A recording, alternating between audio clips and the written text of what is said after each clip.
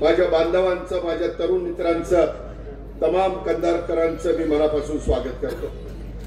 आम्ही शिवशाहू फुले आंबेडकरांच्या विचारधारेने पुढे चाललेलो। मी महाराष्ट्राला सांगत असतो की बाबांनो, याच्या आधी हिंदवी स्वराज्याची स्थापना करत असताना 18 पगड जाती 12 बलुतेदारांना घेऊन रयतेचं राज्य महाराजांनी त्या काळामध्ये बसवलं, स्थापन केलं आणि त्याच विचारांनी अनेक राज्यकर्ते पुढे गेले। आपण का शिवशाहू फुले आंबेडकरांचा उल्लेख करतो? कारण यांनी स्वतःच्या हयातीमध्ये सर्वांना न्याय देण्याचा प्रयत्न केला, सर्व समावेशक समाज उभा करण्याचा प्रयत्न केला, माणुसकीमध्ये भेदभाव केला नाही। माणुसकी महत्वाची आहे।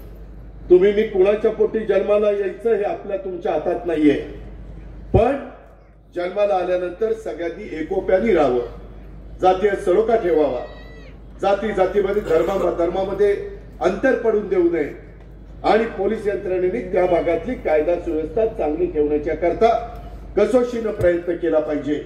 ही खऱ्या अर्थाने आपण ज्या महाराष्ट्राचं प्रतिनिधित्व करत असताना, राज्याला पुढे नेत असताना, राज्य प्रगतीच्या दिशेने नेत असताना आपल्याला ते काम करायचं असतं।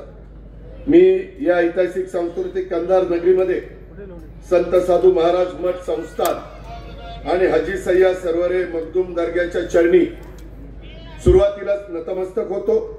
आज अजून एक आहे, शीख धर्मियांचे 9वे गुरु असणाऱ्या गुरु तेग बहादूर यांचा आज शहीद दिन आहे आणि खरं तर ते त्यांचं 350वे बलिदान वर्ष आहे। मानवाधिकाराच्या साठी त्यांनी स्वतः बलिदान दिलं, त्या निमित्तानं मी त्यांना देखील अभिवादन करतो।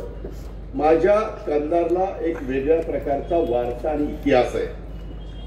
कंधार केवळ शहर नाहीये, तर हे ऐतिहासिक अशा प्रकारची कंधारची भूमी आहे। या भूमीत राष्ट्रकूटकालीन शेकडो वर्ष उभा असणारा हा भुईकोट किल्ला याची साक्ष आज देखील जगाला देतो, देशाला देतो, राज्याला देतो, माझ्या मराठवाड्याला देतो, माझ्या कंधारकरांना देतो।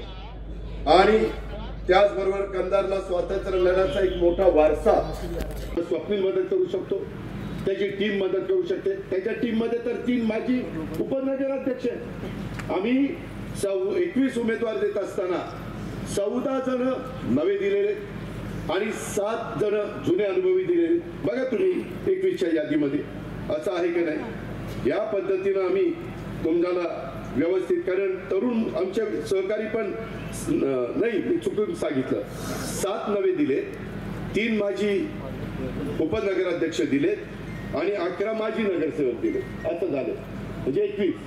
आता उद्याच्याला हे 7 लोक 5 वर्ष शिकतील, ते पुढे माजी नगराध्यक्ष होती, माजी नगरसेवक होती, त्याच्यात पुढे नवीन काही देऊ, म्हणजे नव्या जुन्यांचा व्यवस्थितपणे समन्वय साधण्याचं काम राष्ट्रवादी काँग्रेस पक्षाने घड्याळांनी माझ्या लोह्यामध्ये केलेलं आहे, माझ्या कंधारमध्ये केलेलं आहे, महाराष्ट्रात इतर नगरपालिकेमध्ये केलेलं आहे। आणि म्हणून माझं तुम्हाला सगळ्यांना सांगणं आहे की या सगळ्याचा विचार करून जास्तीत जास्त वेगवेगळ्या घटकाला, वेगवेगळ्या जाती धर्माला त्याच्यामध्ये सामावून घेण्याचं काम आम्ही सगळ्यांनी त्या बाबतीमध्ये केलेलं आहे। आणि म्हणून कंधार आणि लोहा या विकासाच्या साठी कुठल्याही प्रकारची कमतरता भासू नये, त्याच्यात तुम्ही पण साथ द्यावी लागेल, तुम्हाला पण स्वच्छतेचं महत्त्व समजून घ्यावं लागेल, तुम्हाला पण चांगल्या सवयी या स्वतःला लावून घ्याव्या लागतील।